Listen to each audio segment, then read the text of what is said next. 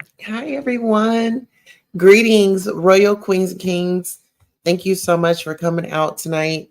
We have a show.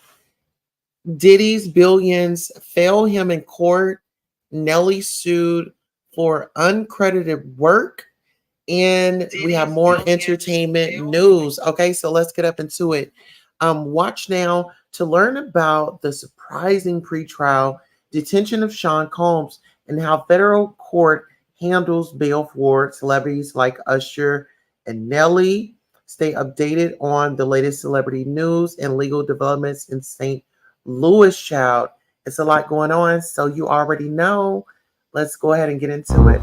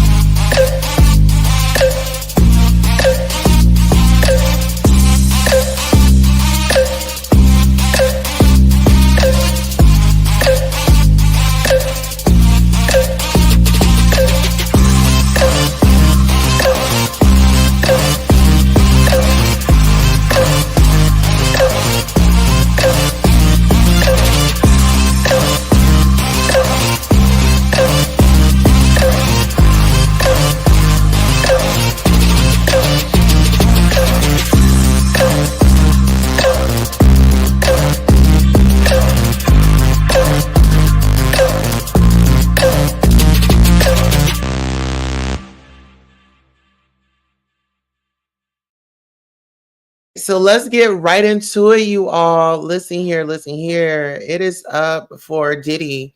And baby, there's no coming back. Hello, Tiara. How are you doing? My royal, thank you for coming by. And also, Hope Life, thank you for coming by. Listen here, you all. We do have royal merchandise, we do have mugs. I did put the link in the chat. So feel free to get on there, shop around, get you a mug. Let me know you purchased it. Okay.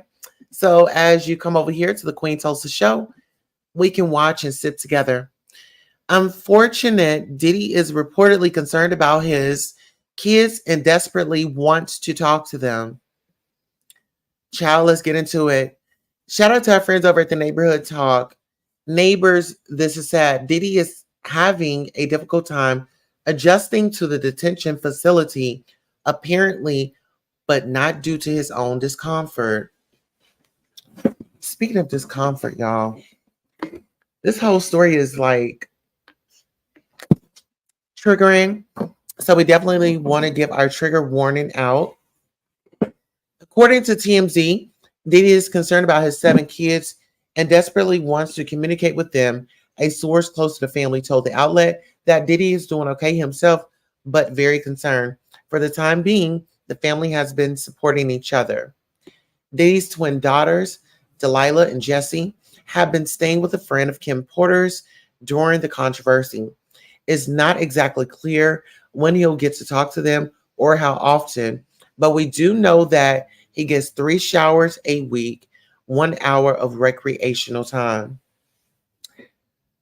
Whew. Now, are y'all surprised?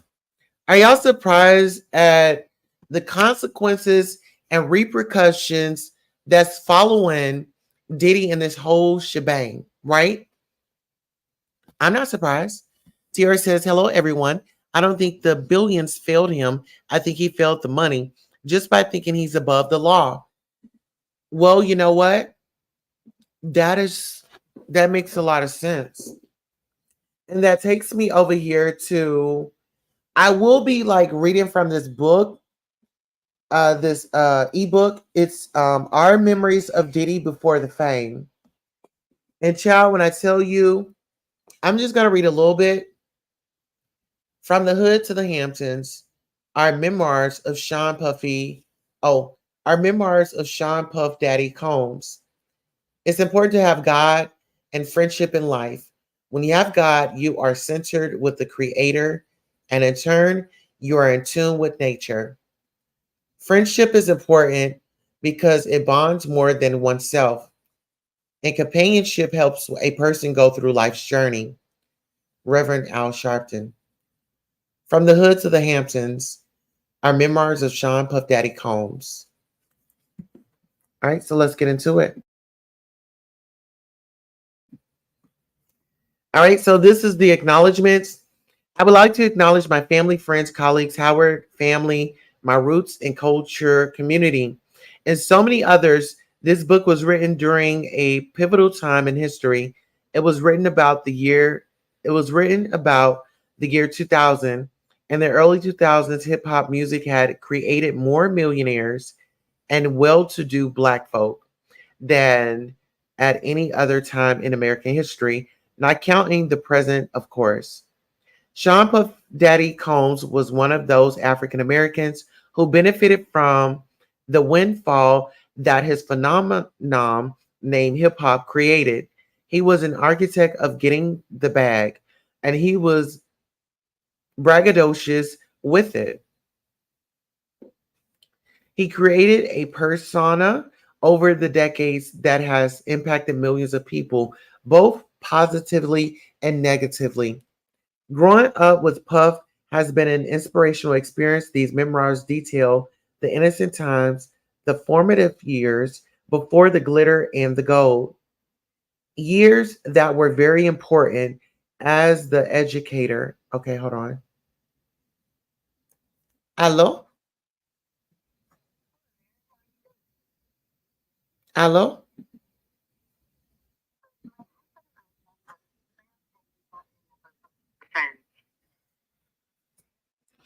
Hello? We think you look very good. Like, you have good genes. Hello? We've been married for a while now, so long that sex sucks. Hello? We really want a baby, so we were hoping you could give us one. Hello? We can pay you handsomely, or after you have sex with me, we can go to Sizzlers. Hello? Oh, you don't have to have sex with me. Just fill a cup with your baby juice, and I can use a turkey baster. Hello? Anyways, hope to hear from you soon. Hello? All right, child. Okay, so let's get into some of these comments. Someone says, but what, but, oh, no, I was reading that book.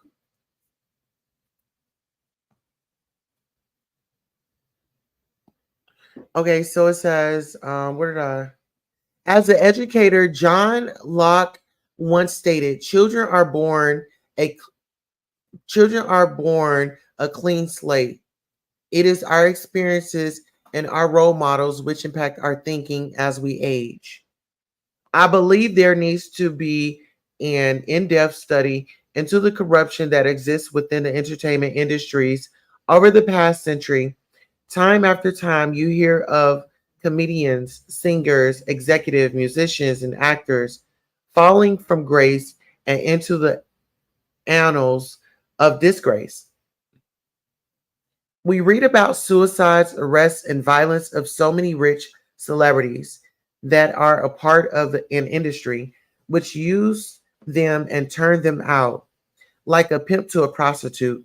Many celebs are controlled involuntarily and sometimes voluntarily due to a high prevalence of drugs, physical abuse, power dynamics, struggles, stress, sexual promiscuity, and so many weird fetishes that it could curl one's stomach.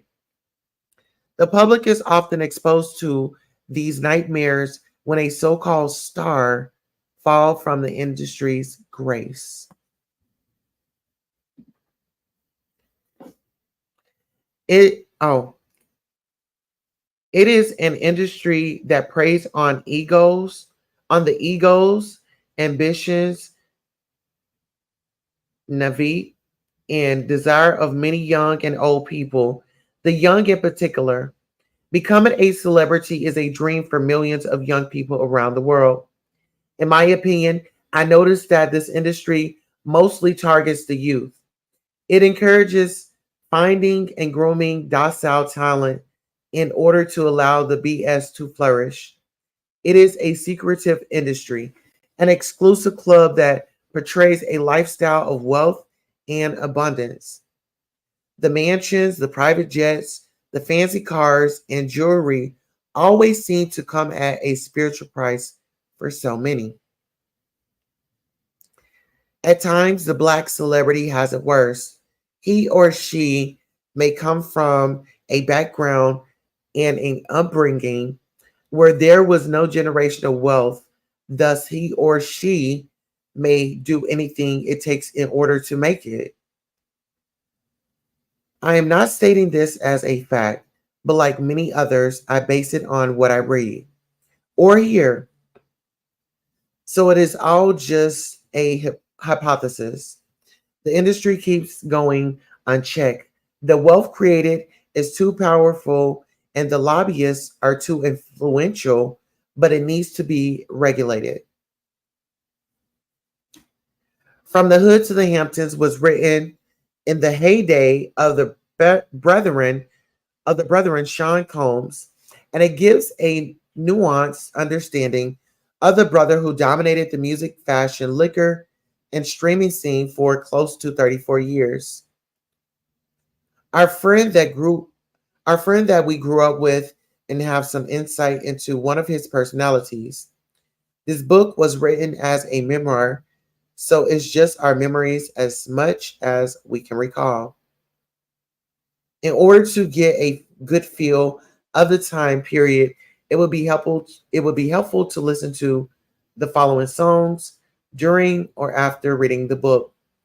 Keep Rising to the Top, Dougie Fresh, Fight the Power and Rebel Without a Pause, Public Enemy, Break for Love, Rise, Move Your Body, Marshall Jefferson, I Know You Got Soul, Bobby Bird, I Got Soul, Rakim, Eric B, Miseducation of Lauren Hill, Get Up, Get Into It, James Brown, Mr. Big Stuff, Heavy D, Bad Boys Greatest Hits, What's the 411, Father MC, Jodeci, Sardines, Junkyard Band, Go Go Music, House Music of the 90s, It's My Thing, EPMD, La Di Di, La Di Da, and the Show Slick Rick, Dougie Fresh, Soul Clap, Showbiz, and AG, Jingling Baby, LL Cool J, Tribe Called Quest, Criminal Minded album KRS1, Pee Wee Herman, Joski Love, Wop It, B Fats, Thank You, Alicia Myers, Over Like a Fat Rat, Fonda Ray, Before I Let Go, I Cramp to Understand, MC Light, Ain't Too Proud to Beg, TLC, BC Boys, Boogie Boys, A Fly Girl, Mentronics, Fresh is the Word, You Gotta Believe, Love Bug Starsky, Herbie Hancock, Rocket, Leaders of the New School, Set It Off, Straff, Davy, DMX, One for the Trouble, Hey DJ, World's Famous Super Supreme Team, Queen Latifah, Unity, Run DMC, Dougie Fresh, Keep Rising to the Top. All right, some more stuff. Okay, so chapter one, no money, more problems. Memoirs from Rich Parker. Look how broke we were. Ha ha ha ha. Puff and I first crossed spirits in the 1980s. It was a few days before high school began, and there was a house party on a street in Mount Vernon named Bedford Avenue. Puff was about 15 years old and had already established a reputation as the kind of dancer Michael Jackson would admire. He danced with great magnetism, creating unorthodox steps others might find impossible. He held an audience with his hyper energy and became a popular name in the neighborhood. Puffy was a member of the 7 Up crew, which was made up of seven of Mount Vernon's most popular kids. These seven shared a close knit friendship. Everyone admired Puffy, George, Geo, Groovy, Lou Jones, Dave, Ice, Tisdale, Eric, Rock, Somerville, Ronald Burton, and Walt G were the seven members. They were well known for their skills on the basketball court, their fashionable clothing, their dancing, and their impressive haircuts. In these days, hip hop was in its infancy, and it was a new music taking New York by storm, and Mount Vernon was in the midst of it all. The Seven Up crew were famous for mastering the latest dances, popular dances, and the parties like the Pee Wee Herman, the WAP, the James Brown, and the Veronica. When any of the popular songs came on, whether it was Pee Wee Herman or the song Veronica Veronica by the original Bad Boys, the party went nuts, absolutely nuts, and then the dance battles would begin. The 7 Up crew seemed like they were always the last to enter the dance frenzy. George or Ron B would begin the destruction, and if the other dancers were really good, then the 7 Up crew's other powerhouses would enter the battle as cleanup. So that meant Walt G or Puff would be tasked with that assignment. I remember Puff used to love jumping up and down because he was so anxious to enter the dance contest and slaughter the competition. When he eventually took to the floor, he dazzled the entire party. Walt G would follow suit with his sharp style of popping and electric boogie. Walt would imitate a style as though he took his competition's head right off and ate it. This style would drive the crowd crazy. Puff would then help out by finding a way to insult his foe. Puff danced like a happy little boy. I believe he really enjoyed the attention the crowd gave him as he rocked to a rap song or a James Brown beat. Many in the crowd chanted, "Go Puffy, go Walt," etc. And the 7 Up crew always seemed to emerge victorious. Hey, Norris Tony, how are you doing? Good to see you. All right, now they said, when the party quieted down, Lou introduced Puffy to me.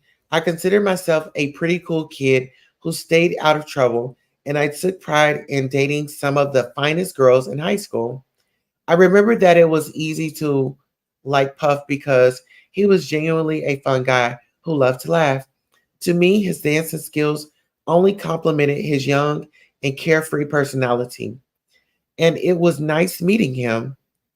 When the school year began, Puffy attended a private school named Mount St. Michael Academy in the Bronx, Mount Vernon border. The other members of the 7 Up crew and myself attended Mount Vernon High School. We were proud to go to the school that had produced Denzel Washington, Dick Clark, Art Carney, Gus, and Ray Williams. The McCrae brothers, E.B. White, and our friend Heavy D. The ambitious people made us think that once we finished school, our dreams might someday come true. Unfortunately, we were not educated on the importance of managing a checking account, mutual funds, or stock trading. We only knew of entertainment, sports, and short term hustling as a means to make a living. You know, the kind of thing that you see in typical Black and Hispanic communities in New York. A great number of our young folks were outside on the corner hustling too, but somehow Puffy and I were lucky to get some work at an El Torito restaurant in cross country Yonkers. Our young age forced us to accept jobs as busboys for the waiters. I found these jobs to be a good way of turning money over fast, and it was legal. It was good receiving daily tips, although I couldn't stand being called busboy. Our duties were to crumb or clean the table while the customer was eating, and to serve salsa and presto sauce with tortilla chips. We got a hell of a laugh out of serving these condiments night after night, but we needed money and we weren't ashamed to earn an honest living. Sometimes we would go into the bathroom and listen to the latest Red Alert mixtape. We often got into arguments about which rapper was the best. I think he admired Dougie Fresh and Slick Rick's La Di Di La Di Da. I liked them too, but it was definitely a Fearless Four junkie. But I was definitely a Fearless Four junkie. Red Alert and Marley Marl played all the hits as a hold on. Red Alert and Marl played all the hits as a all the kids a kid could want. I was a skinny kid, and Puffy was also a skinny guy who wore glasses and a retainer. He played football, was intelligent, and hardworking. I remember that I felt that although this guy was not the coolest or toughest person in New York, especially when he had on his retainer, he was a smooth brother who was really chill. So I trusted his instincts and his confidence. Eventually, I considered him a friend. He wanted the same things in life that I did. We were both ahead of our time. We knew that every black person in our generation should want the freedom to win. We saw our route to success the same way. With a college education that was to be the foundation of our future, we always spoke about college and how it could help us win. Sean had always been a visionary since those teen years. But what I noticed most about him was that I like he that shit. What I noticed most about him was that he liked to observe and analyze people. Sometimes I would watch him as he just stared at people. I don't know what was going on in his mind, but what his modus operandi, I never asked him what the staring was all about. But later in life, I realized that he takes bits and pieces of other people's traits and incorporates it into his style. For example, he often spoke about his admiration for his friends in the 7 Up crew, in particular Groovy Lou, and he was very proud to be a member. In fact, a typical work day included a conversation about what Lou did or said, or who Lou had sex with, or Lou's fashion sense. Puff was extremely clear to Lou, and he began imitating Lou's rhetoric in fashion. Lou used to use the word like or ha in everything, as though it were a seasoning salt and it was adding flavor to their vocabulary.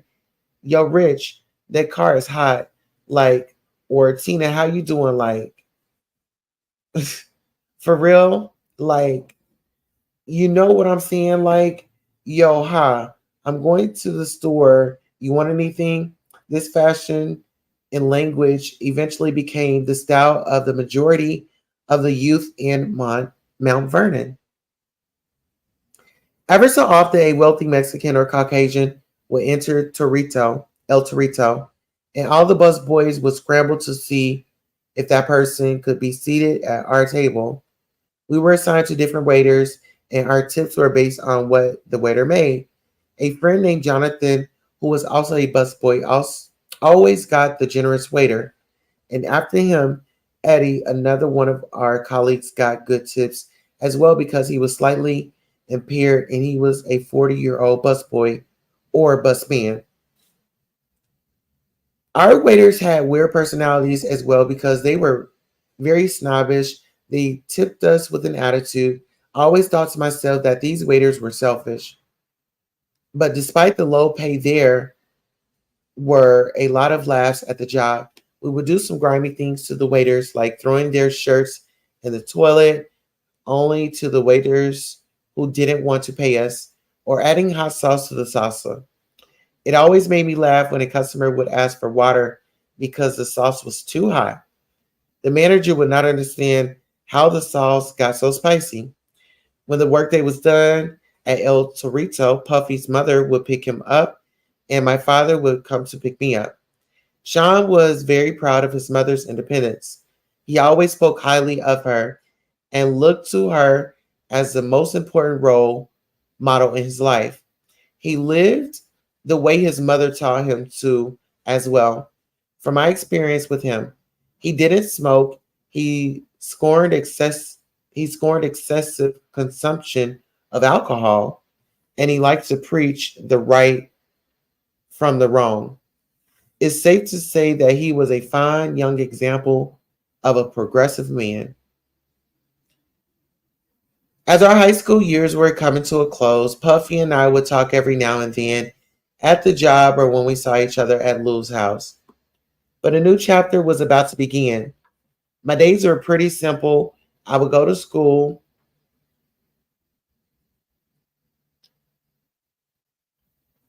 Okay.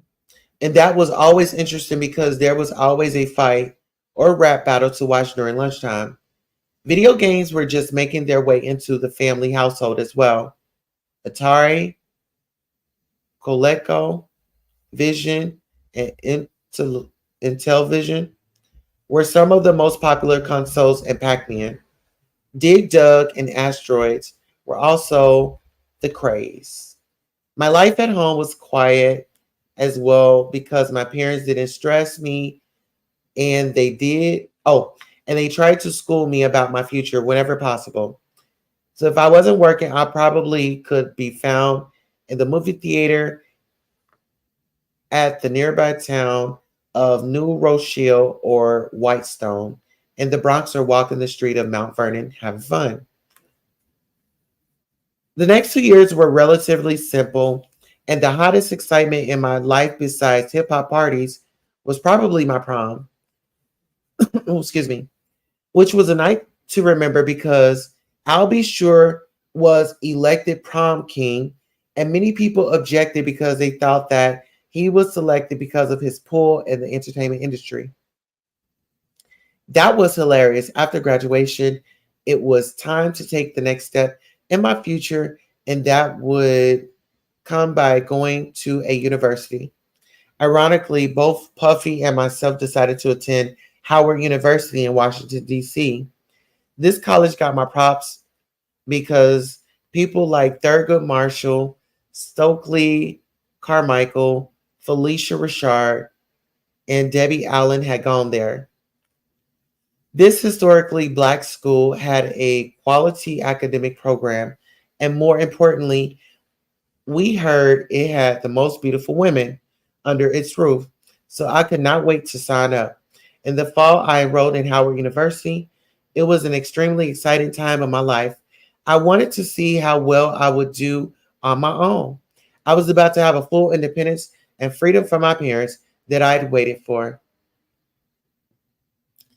I think that the feeling of independence struck a nerve in my mother because she cried for the entire trip to Washington. In her beautiful Jamaican accent, she would stretch out her hand and tell me how much she was going to miss me.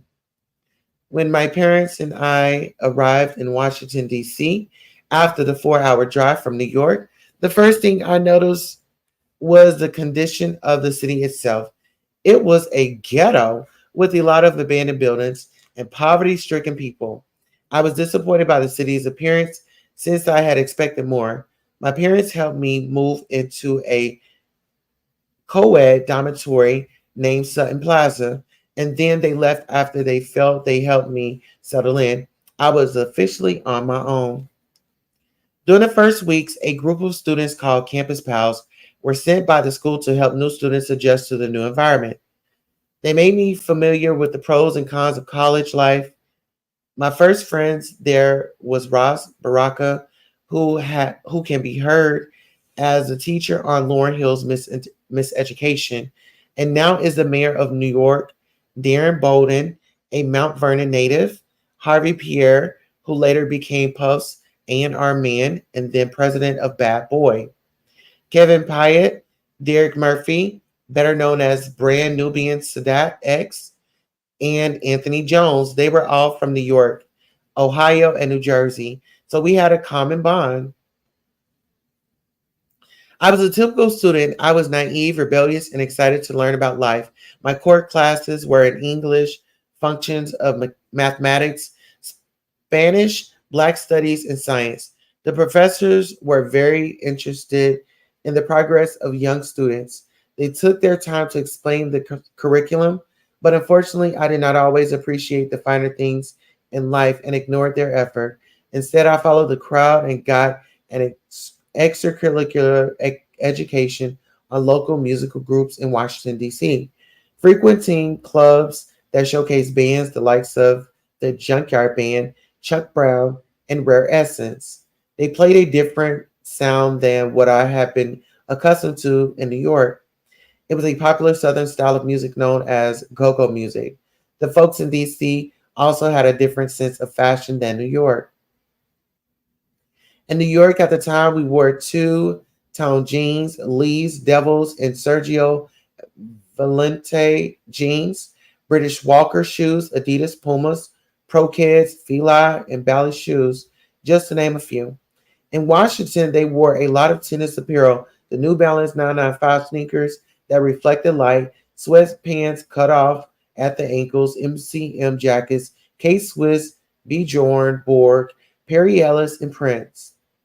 They'd also invented different dances as well. There was the Cabbage Patch and the Run Joe. Two dances very popular in the South.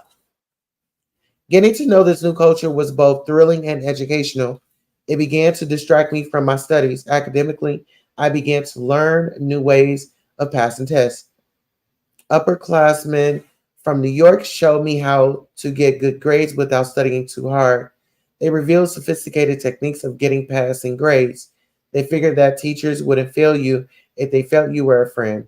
These upperclassmen also taught us how to pay off the student teachers to get an idea of what was on the test ahead of time. Hey, Treasy baby, how are you? Hey, Tulsa, listening while I fall asleep. Oh, thank you so much. Okay. Says, looking back as a student, I did value my education, but I also wanted to be a part of the trend. We had a vibe going on campus, and it was lit. Instead of preparing for my future, I was living for the minute, and I wasn't alone. Apparently, most East Coast kids could not leave the street mentality behind because we began to party all the time. Many of the New York, New Jersey, Ohio, and Philadelphia students created a hip hop alliance, and it created some turmoil on campus. We involuntarily became envied and got into a few scraps. One of the most memorable fights that I can recall was at a club called WUST. It was a Friday night, and the New York, New Jersey, Philly crew felt invincible. We had previously been challenged to fights by kids from other states like California, Michigan, etc. We even fought some of the football team, so we felt united. So the party at WST started off on the right vibe. The DJ was playing It's a Demo by Cool G Rap, and Harvey and Roz Baraka were doing the James Brown on the dance floor. The party was filled with nice women, and DJ Trouble Trev was about to perform with Cosmic Cool, who later became Digital Planet's Doodle Bug. Okay. The same night, our friend Chris, now CEO of an African American clothing company, from what I remember, was involved in an argument with a short, stocky guy from DC. The guy, I believe, told Chris he was a member of a DC gang, and the argument became intense. From what I remember, Chris appeared to be ready to fight, so a few of us also got involved. We had his back, and we would fight with him in case there was trouble. Harvey decided that there was nothing to worry about, and another friend of ours named Jamil agreed. When the rest of the DC crew entered the party, the threat became more real. and then our crew and the DC Block Boys got started throwing blows. In the blink of an eye, the entire party began to fight. And what the DC road crew didn't expect was that they would be in for the fight of their lives. I remember Harvey punching the kid so hard that he literally lifted him off his feet. I busted up the fat kid. Chris was scrapping as well.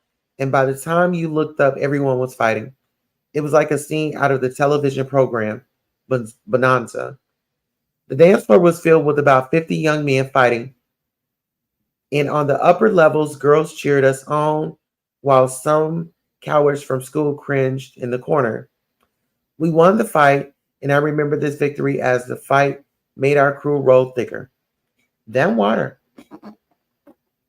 It was here it was here that our blood was spilled and our unity began. Since Harvey and I both lived in Sutton Plaza, we went home and analyzed the flight blow by blow. We discussed it all night.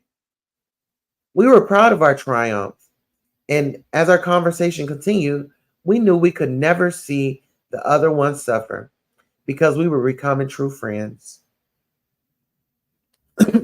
Let's get into it.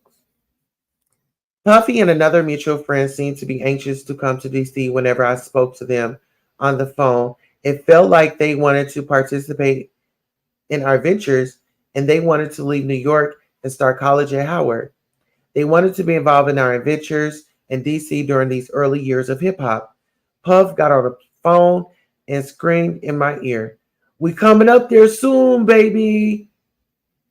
When he said this, all I could do was smile because I knew that they would maintain our rep.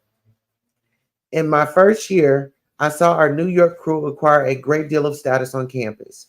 People from other cities identified with our rebellious ways and held us in high regard. The New Yorkers did everything together. We partied together, studied together, and fought together. We fought the entire school mostly without weapons before America became so gun thirsty as it is today. My grades did not improve because I was so wrapped up in my individuality that all the great grades that I earned in high school were going down the drain, and my professors were disappointed. The year went by relatively fast, and the culture of things remained the same. So by the time Puffy and other influential friends like Ward, Obatai, Dalty, Matt, Ron, DeBerry, Gucci, Oscar, Huggy, Smiles, Kamal, China, Stamma, and many newcomers came to Howard campus, life had become a reflection of a certain mentality. They were the first freshmen accepted in our unit. They befriended everyone they met, as well as the people that were considered popular. This was their angle on having a successful school year. Puff let us know that he was down with us and that he would fight if he had to as well. We couldn't help but laugh at this skinny individual talking tough. I had to put on weight and muscle by this time. I had known Puffy, but for many of the other New Yorkers, it was their first time meeting him. Everyone that I knew liked his attitude, so just like me, he began to mingle and meet new people.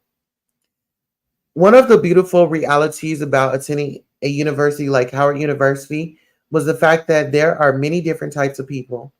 They came from far off lands and nations to the various states in America. It created both an educational atmosphere and a solid base to network. It was a glorious feeling going to college. Everyone had a place in the Howard family. You could go to class one day and find yourself sitting next to an African prince or to a famous activist's son or daughter or future political figure. The weather in Washington was often warm, and many of the students took advantage of it. We usually fraternized outside for hours, watching the fashions, the figures, and philosophizing about ideas, events, and occurrences, all on campus, aka the yard. Typically, when I saw Puffy on campus, he would walk around the school with a smile on his face and his usual preppy look. He was high on life, and you could see that Howard was very good for him. He always complimented the ladies as they walked by. Many women found that attractive in him. Women confided in me that they loved his mannerisms. Now, some Howard men did not find these women's attractions to this Mount Vernon head attractive at all. In fact, one Howard guy threatened to chop off Puffy's head if he ever sees him talking to his lady. But these attitudes did not faze Puff. Instead, he impressed the ladies even more by showing off his dance styles. On a daily basis, in the late 80s, he was ahead of his time, a true innovator on the dance floor. For example, one day as I was walking to the library on campus, I saw a circle of students in a gathering yelling, "Go Puffy!" and "Go Abatai!" As I pushed past them to see all as I pushed that past them to see what all the commotion was about, and to my surprise, it was Puff and our MT Vernon friend Obatai battling a crew from the Union Square nightclub in New York. This battle seemed to be a serious one, with Puff executing his top moves and Obatai matching Puff with his own. The competition was fierce. They were being challenged by some seriously good dancers. The Union Square kids were from Brooklyn, and their egos were too big to lose easily. But they were losing. The crowd was cheering Puffy on and on. When Puffy and Obatai heard the crowd's support, they began to dismantle the other team. Puffy and Obi's dance moves were a cross between aerobics and breakdancing. Finally they defeated their opponents. The Brooklyn crew could not accept their loss and were left salty at the crowd's selection. I think Puff found this humorous because, in my eyes, he knew that they envied him. Envy was a common attitude towards many of us.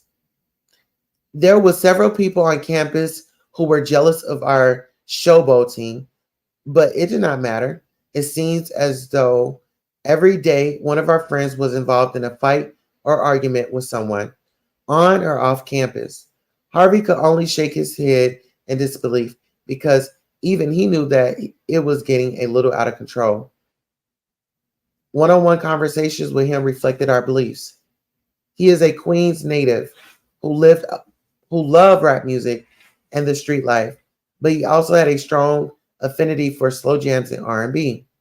Not many young people were into slow jams, but growing up with the Quiet Storm and Kiss FM, we definitely were tuned in.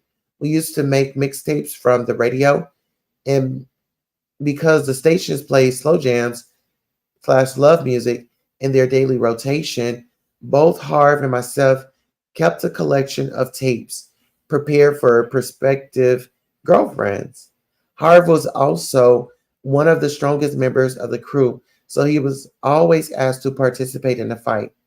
He played football in high school, and he was able to bench somewhere between 300 to 500 pounds. He was in high school for hotel management, but clearly he loved hip hop music.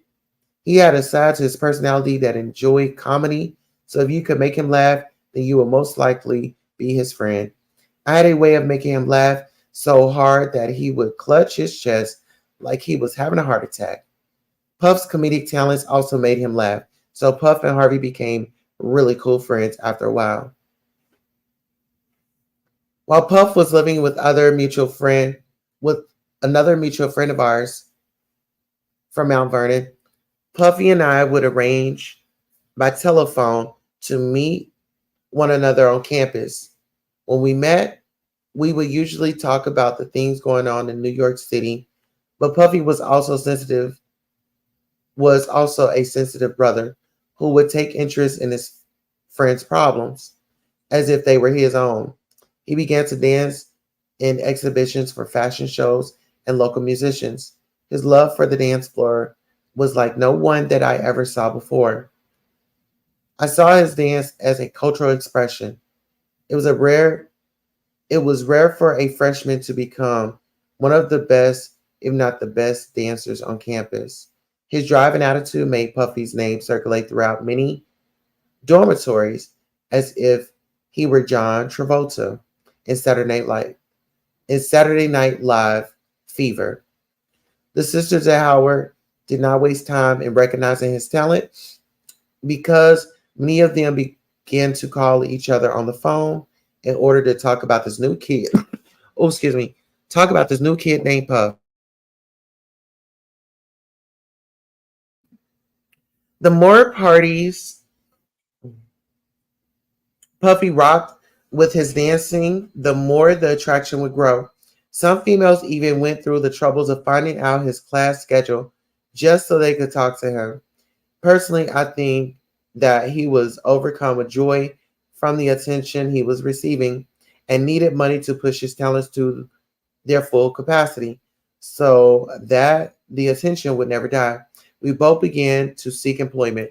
So, from reading this, it sounds like Puffy loved the attention. I mean, from a kid, right? He wanted to be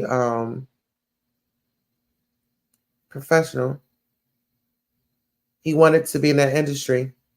So we'll read this little more part, and then I'll come back and we'll finish off. Okay.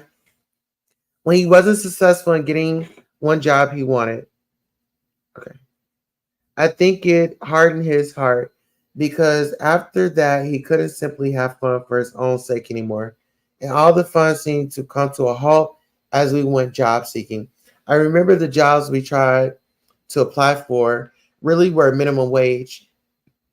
And it was ironic that we would work together in DC as well. But we were just two kids searching for an answer in Washington, and we both acquired jobs as telemarketers. Okay, so we'll stop right there and we'll come back to it. I might come back to it later on. I might come back to it later in the day. But if you all like these readings from this book, let me know. But right now, I got to drop you off in Queen City because King is calling for the Queen. Let me go to get the Queen, Paul. I love you. I'll do an unboxing tomorrow. We did receive a gift today.